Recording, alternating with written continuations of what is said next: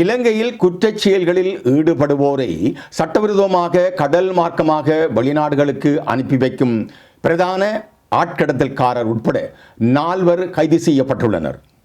கிளிநொச்சி பகுதியில் கொழும்பு குற்றத்தடுப்பு பிரிவினரால் சந்தேக நபர்கள் கைது செய்யப்பட்டுள்ளதாக தெரிவிக்கப்படுகின்றது.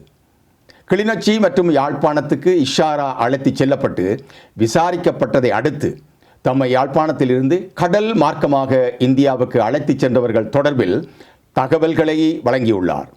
மனித கடத்தல்காரரான ஆனந்தன் என்பவரால் இந்தியாவுக்கு கடத்தப்பட்டார் என்பது தெரியவந்துள்ளது.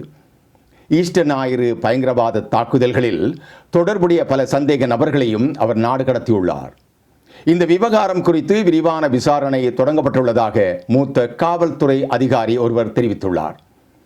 பிரதான ஆட்கடத்தல்காரரிடம் மேற்கொள்ளப்பட்ட விசாரணையில் குற்றச் செயல்களில் ஈடுபட்ட பலர் அவர் வெளிநாடுகளுக்கு அனுப்பியுள்ளமை தெரிய வந்துள்ளது.